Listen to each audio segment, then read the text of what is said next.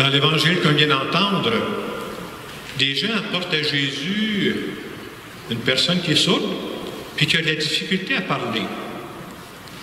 Et les gens supplient Jésus de dire « Hey, guéris-le!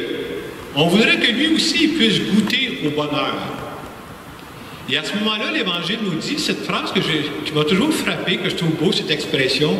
Jésus va lui dire « Ephata », c'est-à-dire « Ouvre-toi ». Et l'Évangile nous dit qu'à partir de ce moment-là, ses oreilles s'ouvrirent, puis il commençait à parler correctement, il n'y avait pas de problème. C'est pas la première fois qu'on entend Jésus faire une guérison. Puis nous autres, on pourrait dire, il me semble que mon premier problème, c'est pas mes oreilles, même si nos oreilles, c'est pas toujours à 100%, là.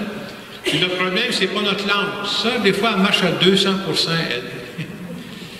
Mais peut-être que Jésus voudrait nous dire aussi la même chose. Ce qui manquait à cet homme-là pour être heureux, c'est d'entendre puis de parler correctement.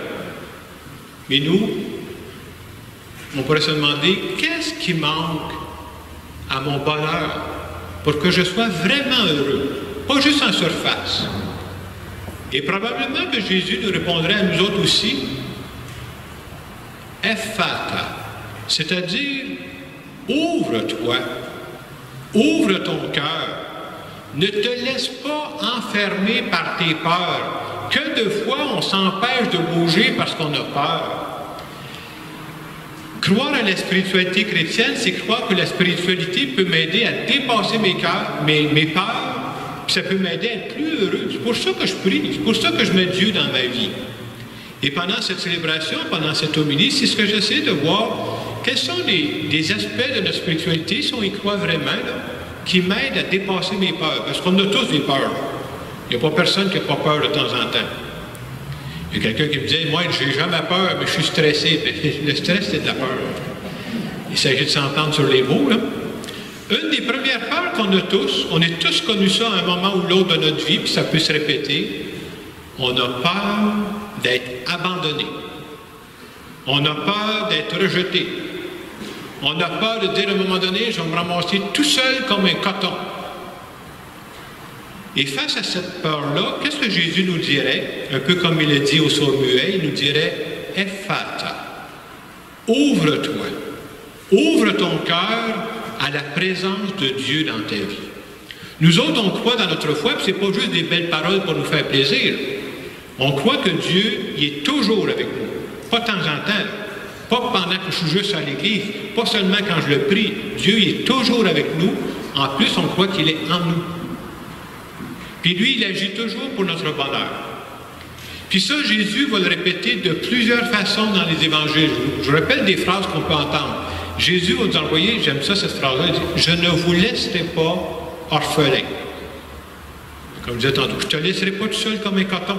C'est ça qu'il est en train de nous dire, là. Une autre fois, il va dire « Je suis avec vous tous les jours jusqu'à la fin des temps ».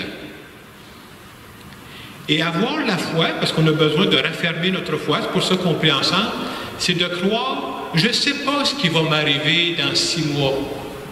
Je ne sais pas ce qui va m'arriver dans 5 ans.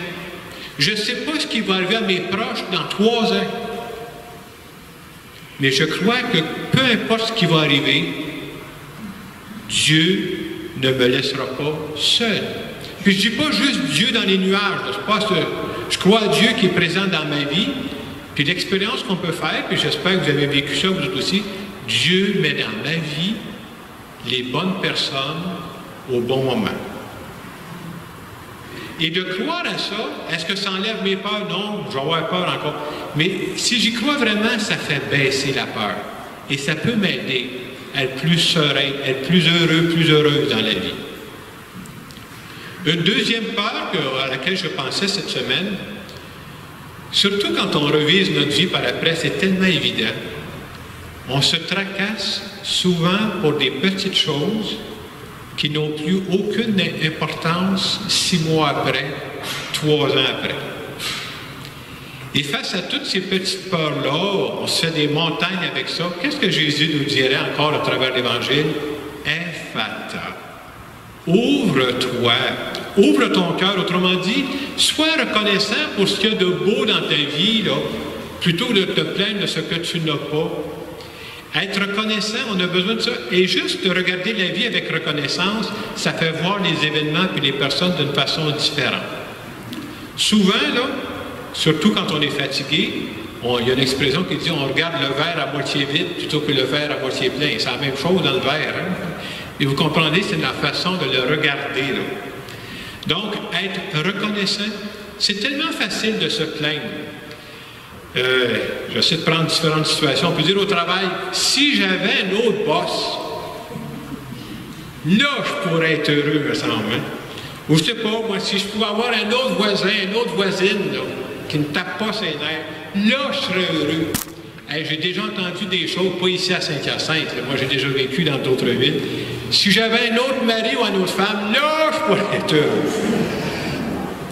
C'est tellement facile de se conter des histoires. Hein? C'est de croire que j'ai dans ma vie ce que Dieu me donne pour que je sois heureux. Puis être reconnaissant, là, ça me permet de voir la vie de toute autre façon.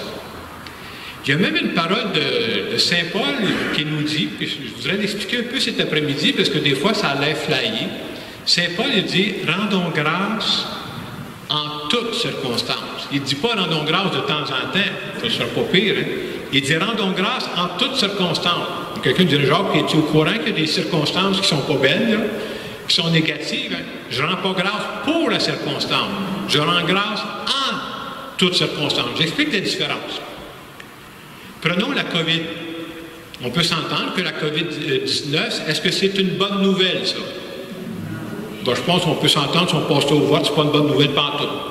Jamais dans ma prière, j'ai dit à Dieu, merci pour la COVID. Sinon, je prendrais mes pilules, j'irais me faire soigner. Là. On ne dit pas merci à Dieu pour des choses négatives qui arrivent dans notre vie. Mais qu'est-ce qu'il veut dire, Saint Paul, quand il dit rendez grâce en toutes circonstances? Ce qu'il veut dire, c'est ceci. Avoir la foi, c'est de croire que Dieu peut même partir d'un événement négatif comme la COVID, là, et être capable d'en faire sortir du bien. Peut-être que c'est pas Dieu qui envoie COVID, là, mais parce qu'on est passé par le COVID, Dieu va nous rendre peut-être plus sensibles à d'autres dimensions auxquelles on ne pensait pas avant. Entre autres, on a vu qu'est-ce que c'était que d'être séparé du monde. Ça nous manque. On est fait pour être avec les autres. Peut-être qu'on est en train de penser qu'on est beaucoup plus liés les uns aux autres qu'on le pensait. Ah, moi, je peux faire à ma tête, puis peu importe ce qui arrive. Non, ça ne marche pas. Si toi, tu ne fais pas attention, il y a une répercussion sur ma vie à moi. Vous voyez, même à travers les éléments négatifs, on croit que Dieu est capable de nous faire cheminer. Et quand on commence à croire ça pour ce qui arrive dans notre vie, parce que moi, je suis comme vous, il m'arrive des événements négatifs dans ma vie, je ne dis jamais merci pour ça. Je dis à Dieu, je te rends grâce parce que je ne comprends pas toujours, mais je sais que tu vas être capable de transformer ça pour en faire sortir du bien. Dans mes expressions à moi, je dis Dieu il est bon dans le recyclage. Il part de choses qui ne sont pas belles, puis il finit par les transformer pour en faire des belles choses. Donc, être reconnaissant, oui, ça aide à dépasser ses peurs, puis ça aide à être plus heureux. Dernière chose que j'aimerais dire sur nos peurs, souvent quand on a peur, on a tous peur de temps en temps. Là. Ce que ça fait en sorte, c'est qu'on est porté à se replier sur nous-mêmes. Et pendant un bout de temps, là, je pense rien qu'à ça. Je pense juste à mes petits problèmes. C'est comme si la fin du monde pourrait arriver, c'est pas grave. C'est mes problèmes à moi qui sont graves. Et qu'est-ce que Jésus nous dirait face à ces situations-là? Ephphatha. Ouvre-toi à plus grand que toi. Utilise ta vie pour rendre service à Dieu en servant les autres. Oui, parce que la meilleure façon de servir Dieu que je ne vois pas, c'est de servir les autres. Et quand on fait ça, il y a un évangile qui dit, hein, chaque fois que vous l'avez fait à l'un de ces petits qui sont mes frères et sœurs, c'est à moi que vous l'avez fait. Quand on est bon, quand on est généreux avec les autres, on est en train de servir Dieu. Et ça, c'est ce qui nous fait vivre. Ce qui fait que je suis heureux dans la vie, là, c'est pas mes diplômes. J'ai rien contre les diplômes, mais c'est pas ça qui me rend heureux, là. Ah non, pas du tout. C'est pas les titres. C'est pas est-ce que je suis une personne, je sais pas, qui est très connue à travers le monde. C'est pas ça qui rend heureux. Même demander ça à des artistes. Moi, j'ai déjà entendu souvent Ginette Renaud, qui est quand même assez connue. Elle dit, vous savez, la gloire, ou alors le fait d'être connu, c'est pas ça qui rend heureux. C'est quoi qui rend heureux dans la vie? Ce qui rend heureux dans la vie, c'est quand tu as trouvé ta façon de rendre service aux autres. Ce qui rend heureux dans ta vie, c'est quand tu commences à donner ta vie. Et pour qui tu la donnes? Parce qu'à ce moment-là, tu te lèves le matin et ça donne un sens à ta vie. Et on pourrait se demander, mais pourquoi Dieu nous demande ça, de donner notre vie? Bien, c'est pour qu'on devienne comme lui. C'est exactement ce que ça. C'est ça que Dieu a fait pour nous. Il a donné sa vie pour nous. Jésus est mort sur la croix. Puis quand Jésus est venu sur la terre, il dit, moi, je ne suis pas venu pour être servi. Je suis venu pour servir. Alors, un des chemins pour être heureux, c'est le service. Et une des questions qu'on peut se poser, si je rends service une fois par année bissextile, ça ne me rendra pas heureux, là. Est-ce que j'ai une façon, moi, dans ma vie, là, puis ça peut être différent d'une personne à l'autre, est-ce que j'en ai une façon, moi, de rendre service régulièrement à d'autres personnes? Si oui, là, c'est un chemin de bonheur, ça. C'est grâce à ça que je vis. Ça me donne un guts dans la vie. On peut se demander aussi, plus j'avance dans ma relation avec Dieu, est-ce que je grandis? Est-ce que moi, je suis en train de devenir plus généreux que j'étais? Est-ce que je pourrais dire que je suis plus généreux aujourd'hui, par exemple, que je l'étais l'an dernier? Parce que plus on chemine dans la foi, plus Dieu rouvre notre cœur. Ou est-ce que je fais, moi, j'ai gelé ça, là, ça ne bouge plus, ça, là. Cheminer avec Dieu, Dieu, là, c'est comme il dilate notre cœur. Alors, cet après-midi, on veut se dire que quand on prend le temps de prier, quand on prend le temps de mettre Dieu dans notre vie, c'est pas juste une théorie, là. Ça nous aide beaucoup à dépasser nos peurs et ça nous aide à être plus heureux. C'est pour ça qu'on veut le prier, pour qu'il soit dans notre vie. Et en terminant cette homélie, j'aimerais simplement faire une petite prière en notre nom.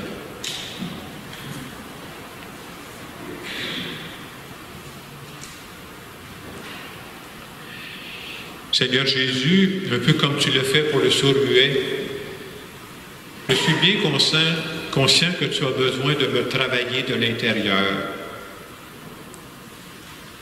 Viens m'aider à ouvrir mon cœur plus largement. Mets en moi le désir et la volonté de faire les bonnes choses que tu m'inspires. Je veux vraiment te faire confiance en sachant que tu es toujours avec moi. Et je veux te remercier pour le bonheur que tu mets dans ma vie. Amen. Pendant les quelques secondes de silence qui viennent, peut-être que je vous reviendrai avec la parole de Saint Paul que je disais tantôt. Rendez grâce en toutes circonstances. Je ne sais pas qu'est-ce qui vous agace présentement, mais je serais surpris qu'il n'y en ait pas. Qu'il n'y ait absolument rien qui vous agace présentement, je serais très surpris. En tout cas, moi, j'en ai.